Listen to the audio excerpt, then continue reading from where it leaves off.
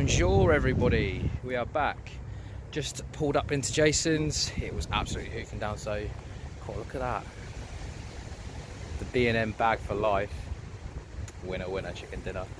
Yeah, we just pulled up and you can see the wind blowing towards me. It's been absolutely hammering it down, so bivvying everything up first, which gives me a good opportunity to, once I've got the rods out of the bag and set up and everything like that, run through with you guys my winter sort of setup and why I'm using it. So what I'll do is I'll get everything sorted out, get the rods out, and then I'll run you through it. I'll catch you in a minute.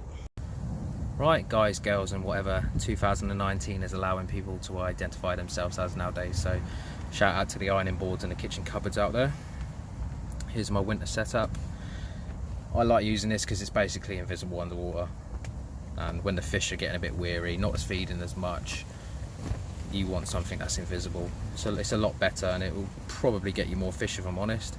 So we've got some putty spaced along it just to help it pin down to the deck, follow the contours a bit better. Moving on to this part here, we all know what these are. These are the Carp no trace beads. Brilliant bits of kit. As soon as you get a fish pull against that, it pulls off and pops off. Moving down to this part here, this is the line saver bead from Carp. It's made from tungsten, so obviously as soon as you get a fish, you're pulling against that and it's not damaging the leader or the line and potentially forcing it to snap.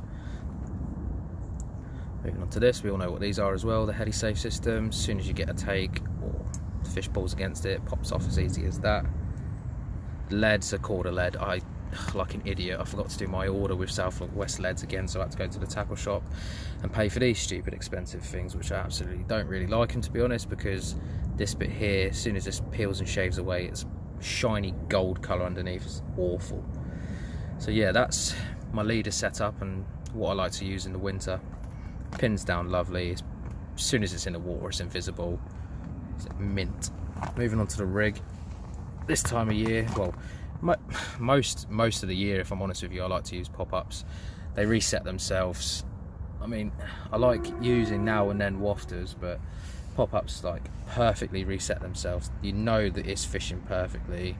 We all know what this is. It's the Ronnie rig. Obviously today this is an old rig, I'm going to be changing the hook over, keeping the same boom, obviously changing the paint as well. This is a pineapple, corked it out as well because I was leaving it out there in excess of 24 hours. So yeah, this is made from the Carp boom material. At the minute, this is my favourite boom material, if I'm honest with you. It's perfect, absolutely kicks out every time. It's totally invisible underwater. It's strong as anything. This is the 25-pound version. I'm actually using crimps on this as well, and they're rock solid, they really are. This is I don't know what hook this is. It's an old Fox one, to be fair. I've got some of the new forged ones which I've nice and sharpened, and they're going to be going on today. But yeah, that's the sort of rigs I like to use. Got an anti-tangle sleeve tungsten one, so it just kicks out every time. And this time of year I do lengthen my booms a bit more, so that's probably what, between 10 to 13 inches I like to use this time of year, just so it kicks as far away as like it can from the lead. I usually use rigs sort of like this length, but I like that extra bit of length just because it kicks as far away as possible from it. And obviously you've got your bait, it's going to spread as well, especially in like the deep water I'm fishing. So if everything's dotted about a bit more, I think it can help you get a bite, especially when the fish are feeding quite like tough and not as often as what they would. And obviously straight up from here, go straight up to my braided main line. You can't see it. Straight up to the braided main line. Got a blob of putty there, and then fish it straight on like that. I mean, loop to loop, what I do is I put a tiny bit of putty over the loop to loop, just so it doesn't sort of slide about. As you can see there, sort of remains intact and solid, instead of the braid sliding up and down the loop, which can cause a bit of problems. So on the top of the leader, they've got the loop there, put putty on that as well, and that literally just makes it all sink down in time like that. Absolutely perfect. And do you know what, I think it will do me a lot more fish this winter. I don't like using it in the warmer months. Well, start of autumn, I tried using some fluoro in start of autumn, and we all know what happened there, which wasn't the best. But now the weeds practically died away, it's perfect time of year to use this. So yeah, that's the setup, guys. Give it a go if you want. It might put some more fish on the bank for you. If you have any questions, drop them in the comments below. Yeah, hopefully it'll do you some fish. Well, that's the rods and the bait out. Now time for a bit of lunch. Ooh. Got some cheese and bean melts. Absolutely love these bad boys. It's gonna be wicked. You notice I don't have the dog with me this time. He's grounded. No, I'm joking. He's spending a bit of time at home. Give me a little bit of a break. Not like I need it or want it or anything like that. It's just nice to come on my own sometimes and just concentrate on myself, and I'm just the fishing solely instead of worrying about the dog and everything like that. It means less to carry as well, so every now and then it's quite nice, and it gives him a bit of time at home with mum. With his mum, not my mum. So yeah, we're going to have the food, and fingers crossed we can nab one early. If not, we'll just keep working at it and see what happens. I'll see you guys in a minute. Right, as you can see, guys, got the door up. The wind's quite cold, to be fair. It's easterly. Yeah, no joy. But it is slowly getting dark. You can see the tips are in the water. So what I'll do is just sign off for tonight here. If nothing else happens, or if something happens, I'll come back to you. If nothing else happens, sorry, I will see you guys in the morning. But for now, I'm going to zip the door all the way up and get some warmth going with some heaters. Right, hopefully we'll see you guys today. But if not, like I said, we'll see you in the morning. Well, morning, guys. Obviously nothing happened the rest of the last night or this morning so far. It's been raining quite a lot, to be fair, so the door's been up and I just sort of been sat here. It's kind of weird not having a dog with me. I'm so used to him being here, like, it just feels really, really weird him not being here. I kind of miss the little bugger. Fingers crossed something can happen this morning. Seen a few shows out in a triangle. There's been fish coming out. Well, there's been, I think, 2 or 3 fish coming out in some of the swims down there to the left in the more shallower water. So it's possibly a case of moving, but I have seen quite a few shows. So we'll see what happens. I don't want to move just for the sake of their fish being there and then trying to get some rods out and spooking them away anyway. It's just started raining again.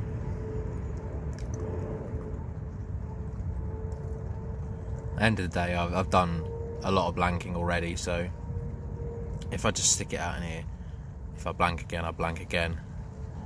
But I'd rather stick to my guns and stick it out in here, because I've got a weird feeling it's going to produce something good for me. It's sort of that area of the lake that obviously hasn't been fished a lot before. You've got so many different features. You've got the sandbar going in between the islands in front.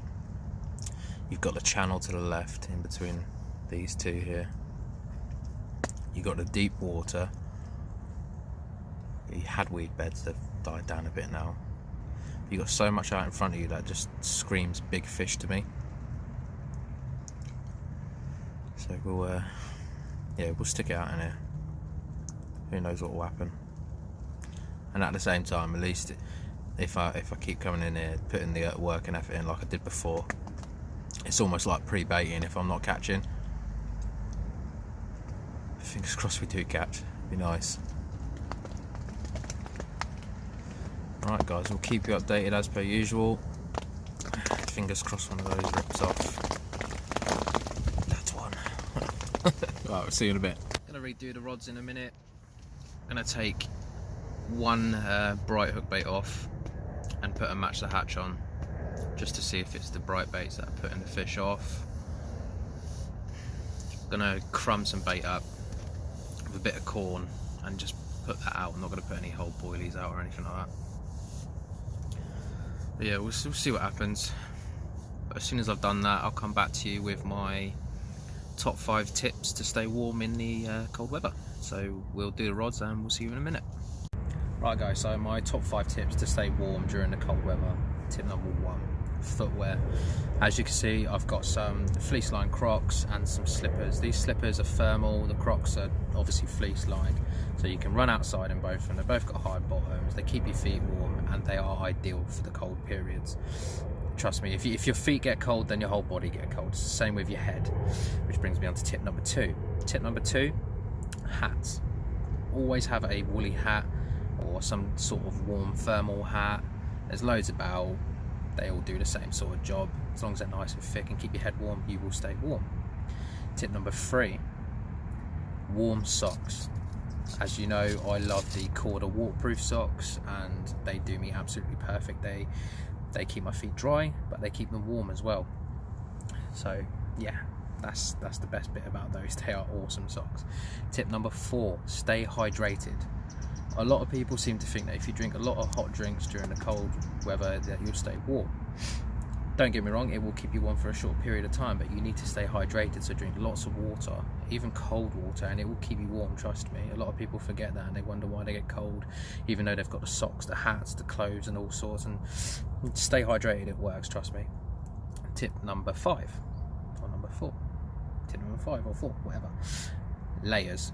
So hoodies, jackets, jumpers, wear your layers, but also make sure they are decent, like a decent material. So I've got hoodies that are nice and soft, like a cottony material, and then on top of that I'll put a fleece material, which is like a wool material, which will hold the heat in. You've also got your jackets, you've got your winter suits and stuff like that if you get really cold. A lot of the time I only find that I need a hoodie and a fleece on top, and that keeps me warm. I don't really feel the cold as much as what most people do. I can hack it quite well, to be fair. And my final tip is a stove or a source of heat. So parabolic heaters, Nash do the little candle things. They can be brilliant for literally like a couple of minutes having them on, warm the bivvy up, they keep the door open or like a vent open or something like that, so you can get some airflow, because obviously if you have your heater on for too long whilst your doors and there's no room to like oxygen to get in or anything like that, you'll probably die. So yeah, what I tend to do is if I get cold, zip the door down a little bit, whack the heater on so the air can like flow through and regulate. As soon as I start feeling it's a bit warm in here, heater off, zip the door up, jobs are good. And in your bivvy, as long as you've got a twin skin and you're not got an open face bolly or anything like that, your bivvy will retain heat for a while. So yeah, those are my best and favourite tips that I tend to implement in my fishing to stay warm. Give them a go. If you don't do them already, trust me, they will work for you.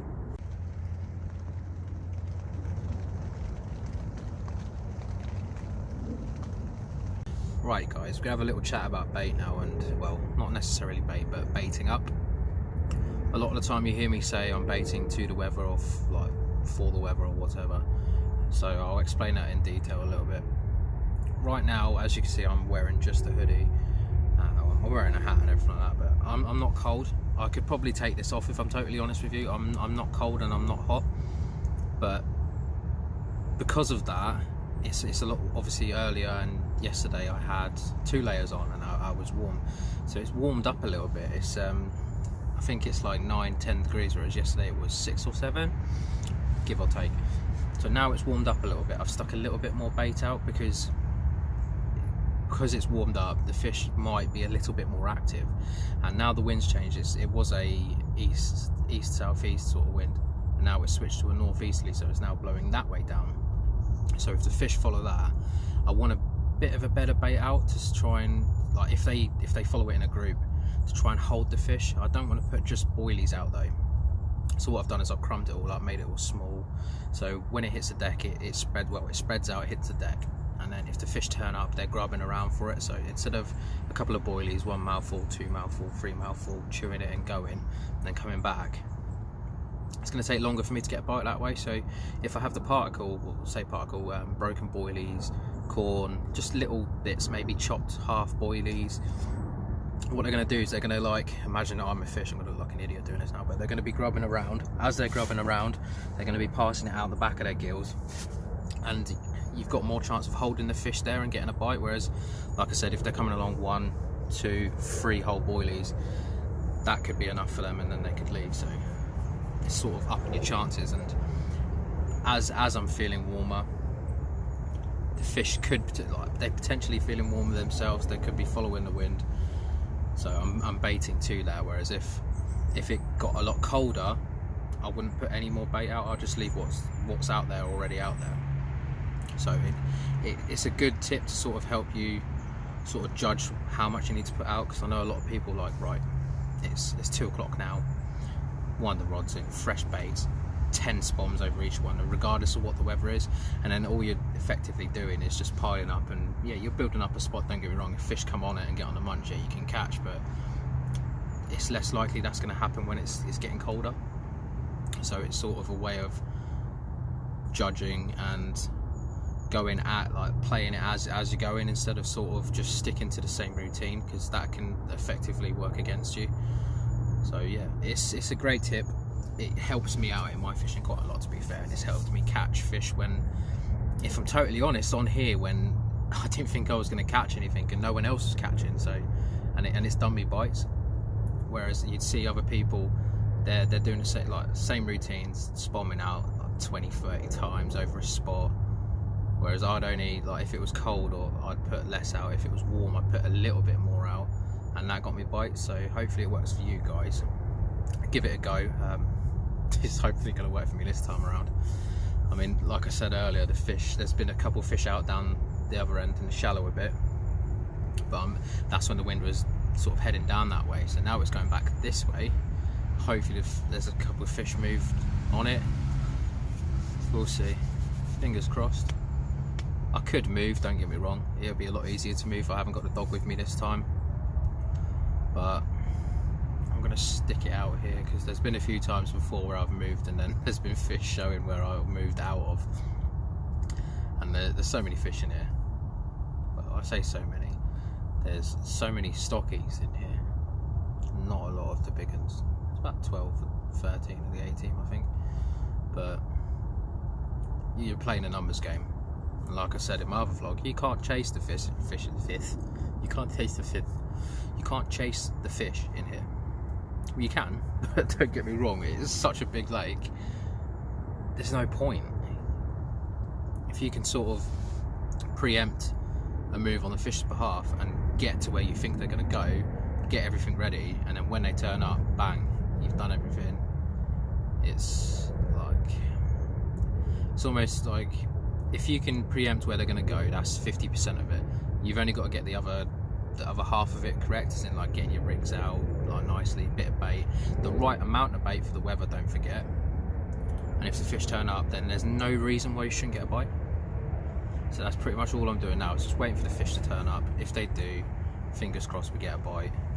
If not, we just slowly and keep trickling the bait in on this session, even if we blank. So then next time I come, hopefully the fish came in between the time that I'm not here, had a feed, and the bait sort of fishing for me whilst I'm not here. So yeah, I'm going to stop waffling on. Fingers crossed for a bite, and we'll come back to you soon. Right guys, as you can see, it's getting dark. It's only 3:30 as well, and it started raining again. So we're going to sign off for the night here, because it gives me a bit of light to be able to cook some food and that as well. So yeah, fingers crossed for a bite. And before I go, if any of you guys have got a compact bridge camera, I'm after another one for my filming. Ideally like a Sony Alpha A5000, A5100 or A6000.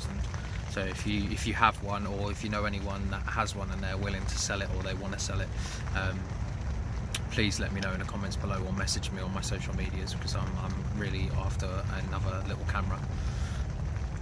So yeah, that'd be awesome. Hopefully the tips as well that we've given you so far will help you in your fishing. Give me feedback. Let me know if it does. It'd be awesome to know that, because it's always nice to know that what I'm doing helps other people. It's nice to help other people. I do enjoy it. So yeah, if anything else happens, guys, we will come straight back to you. If not, I will see you guys in the morning.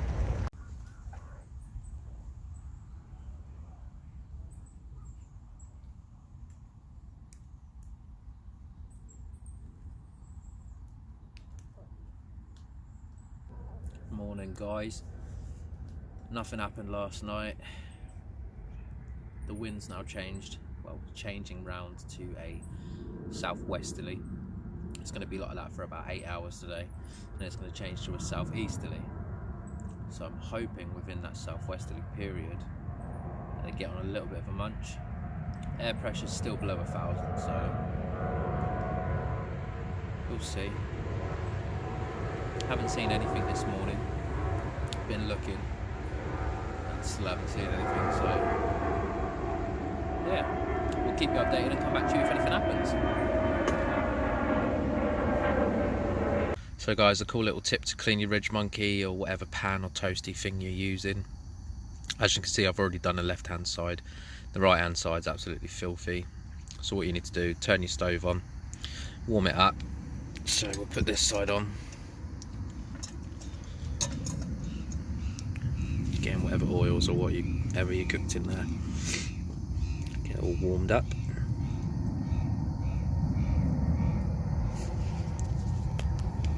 And once you've done that, wet wipes. As it's still hot, use the wet wipes to clean it off, and then you end up with a nice clean side like this one. And afterwards run it through, warm it up so you can burn away any chemical that's left on the wet wipes or anything like that, and then you're good to go.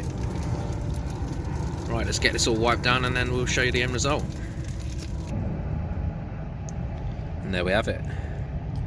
Nice and clean, ready to go back on and have some breakfast done.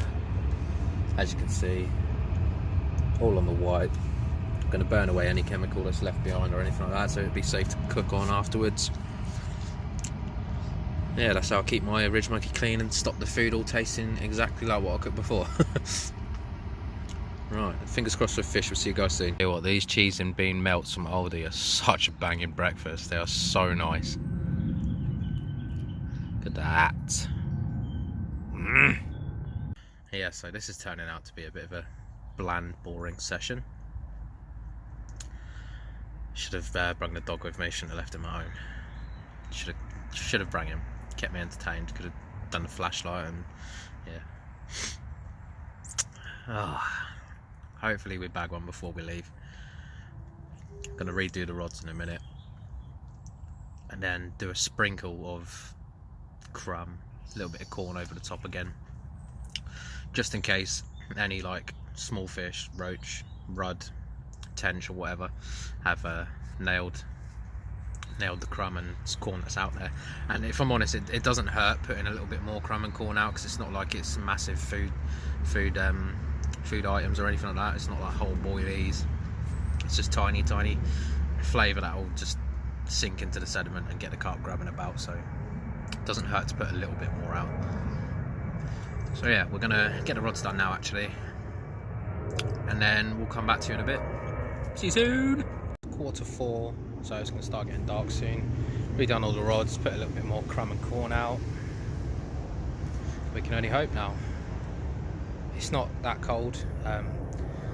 It's weird. It was sort of felt a bit cold between like 9 and 10 this morning, but since then it's quite warm, to be fair. I'm in a hoodie. I've had to take the hat off. So let's see if they get on the munch. I've had a plumb around with my right rod, and I've brung it closer to me, so it's on a softer patch now. It literally goes from the hard area. So the hard area is here, the softer patch is here, and I've gone bang in between, so just the lead's touching the hard area and the rig's laying on the soft bit. Who knows, that may make a difference. Let's see what happens. Just coming off the baited area a little bit. So yeah, hopefully we'll have something to report to you before the morning. If not, I'll catch up with you guys then. Fingers crossed. Morning. Oh, getting bored of blanking now. It's not fun, but it is what it is. I think I'm going to pack away in the next 5 to 10 minutes. The rain's not too bad right now, but from about 11 o'clock onwards it's going to be like proper heavy rain until about 3-4 o'clock, so yeah, I'd rather avoid that, to be honest. So yeah, what I'm going to do is pack everything away, get everything on the barrow, and then I'll say bye to you guys. So we'll see you on the barrow. Right guys, another one bites the dust. Unfortunately, it's another blank. which is not fun, but it is what it is. I have a feeling the fish were in the shallow end, which to me this time of year I wouldn't expect them to be down there at all. I expect them to be in a deep water, but today, if I'm honest, today it's 12 degrees. It's not that cold. I've got my layers on because I'm going and it's raining. But yeah, next time we might have a rethink of where we're going to be fishing. Depending, I mean, if I stand in here and I see fish in a triangle, then I'm going to fish it, because every time I've caught fish from here before, I've seen fish in a triangle, so there's that to go for. But if I walk around and there's fish obviously in other areas, then I'll fish there. And what I'll do next time, I have the dog with me as well, so I'll do a walk around the lake, we'll have a look for some fish. I'll show you each swim, tell you the names of it and that, tell you sort of where I'd want to fish in each swim, and we'll go from there. But yeah, apologies there's not another fish on the bank for you guys. Hopefully their hints and tips will help you in your fishing, help you to stay warm, help you to catch fish and whatnot. Yeah, as always, the support means a lot. If you like the video, drop a like below, subscribe if you haven't already. What I'll do is I'll put 2 previous videos, one up here, one here, and a subscribe button in the middle to make it easier for you guys. Catch you on the next one.